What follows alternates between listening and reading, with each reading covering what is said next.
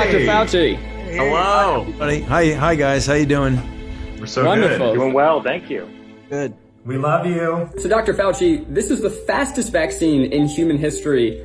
People want to know, did we undermine the safety of the vaccine because it was done so fast and without long-term studies?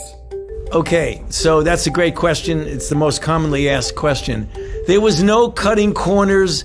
Safety was not compromised. Scientific integrity was not compromised. And I think people need to understand that the speed was related completely to the breathtaking scientific advances that had been made over the previous 10 or more years, where you can get the genetic sequence of the virus, which then take that sequence and insert the appropriate gene into these very new and unbelievably efficient vaccine platforms. And that didn't sacrifice any safety at all.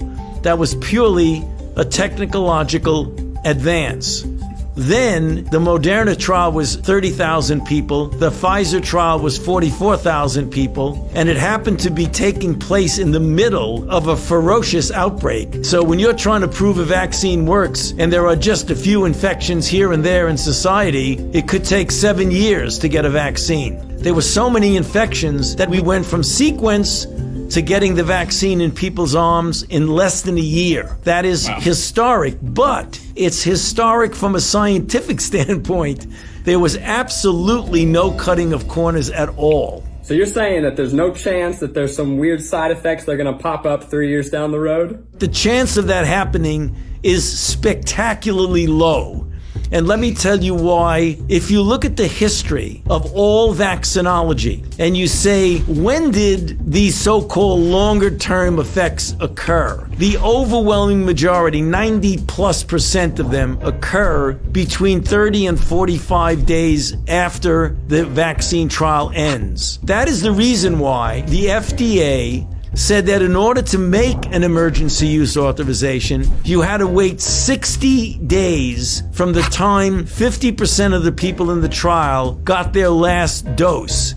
So if you wait 60 days, you're already beyond when essentially all of the long-term effects occur. I've never seen one where I get vaccinated in 1982 and I get a toxic effect in 1986. I mean, I've never seen that happen with any vaccine. Mm-hmm. Wow, that's amazing. Okay, I'm going to ask you a question here. Can I still infect someone else after I get the vaccine? And do I have to keep wearing a mask after I get it? The answer is yes, and I'll explain why. It is still conceivable that you could get infected and be asymptomatic. And even though the vaccine protected you from getting sick, it didn't protect you from getting infected. So you may not even know that you're infected and be completely asymptomatic and then spread it to somebody else. I think that's been the scariest part of this whole pandemic, is that I could totally have it and not know, and that terrifies me. We can pull back on masks when we get such an overwhelming proportion of the population is vaccinated that there's herd immunity, which means that the level of virus is so low that it's not a threat. What percentage of people need to get the vaccine for us to achieve that? You know, we don't know the exact number, but we can make a back-of-the-envelope calculations that it's somewhere between 70 and 85% of the population needs to be vaccinated to get herd immunity. Here's, some people, there's a lot of people talking about things out there. Some people think maybe it would be easier to just achieve herd immunity by letting the virus spread rampantly through the population. What do you think about that? Okay, well, that's maybe the worst idea. Okay. I don't want to compare it to anything. I don't want to insult anybody. It's not my question. It's just a question that I read that I'm relaying to you because you're the expert. Do you read it on Facebook, Keith? I did read it on Facebook. The general level of herd immunity right now in the country, the last time the CDC looked at it was like 10%, 12%. Some cities like New York, it was 22% because New York got hit so badly in the beginning.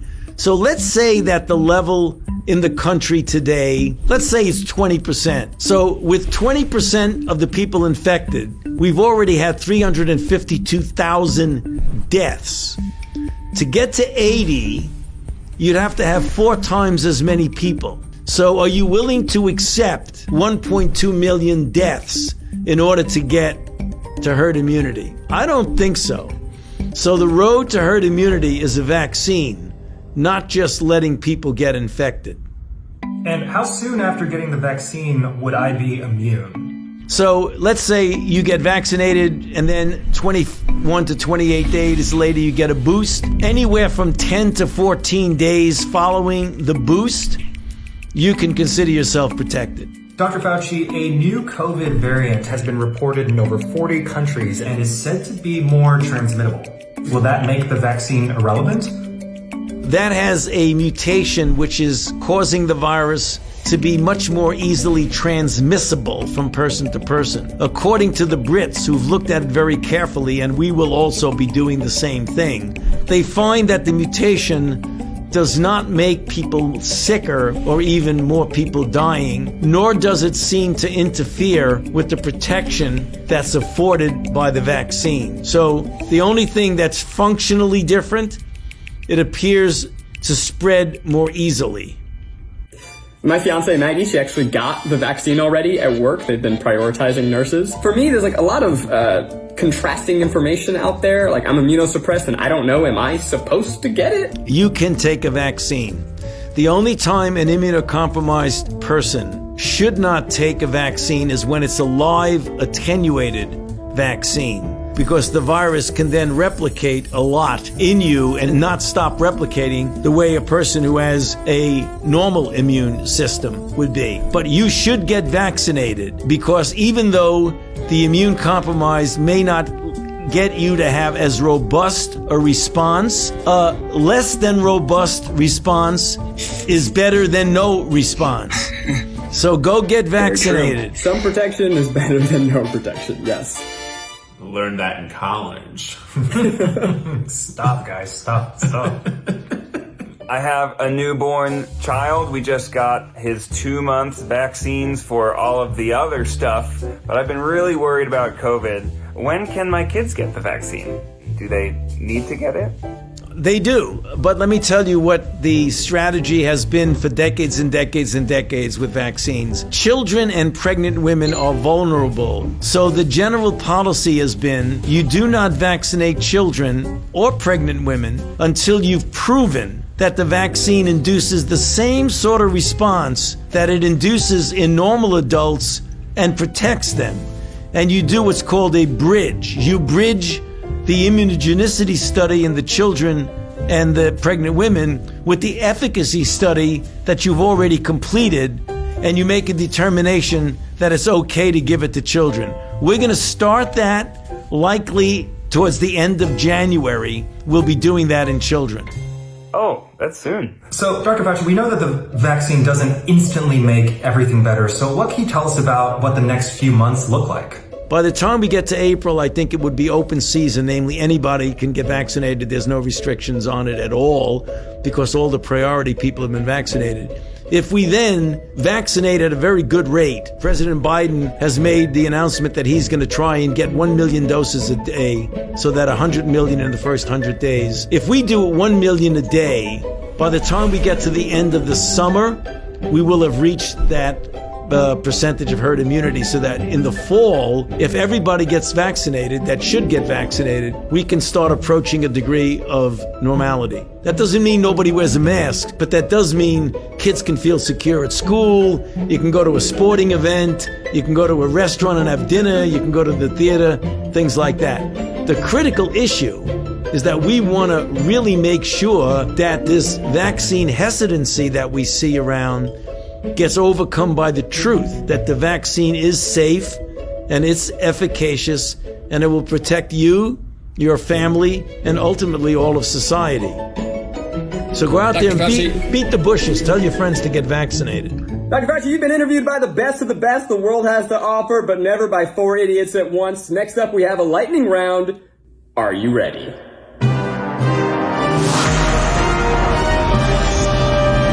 Lightning round. These are some of the most widely believed COVID vaccine conspiracy theories on the internet. Okay, Dr. Fauci. Are you lying when you said you got the vaccine? No, right here. Does the COVID vaccine cause COVID? Absolutely impossible. Are the vaccine ingredients more toxic than COVID-19 itself? Absolutely not. Will the vaccine change my DNA? Absolutely impossible. Well, do the vaccines deliver a microchip with barcode into my arm to keep a track of me wherever I go? No, it doesn't.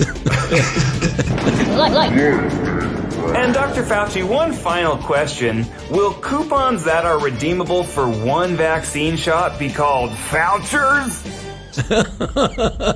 I hope not. Think about it. That's a good idea. I think you can run with that. Dr. Fauci, we want to thank you so much for your time. Is there any one last thing you would say to people who do not want to get the vaccine? Yeah, I think they really need to examine carefully in their mind the reasons for that.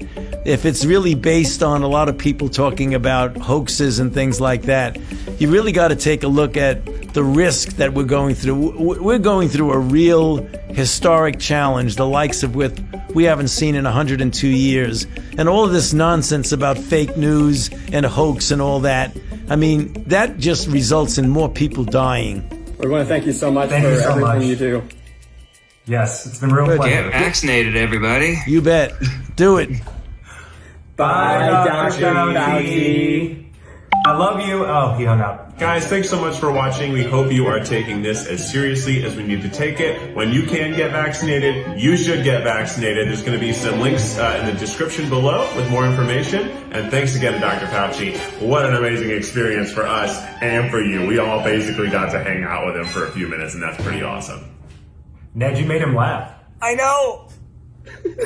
Whoa. I made him horrified.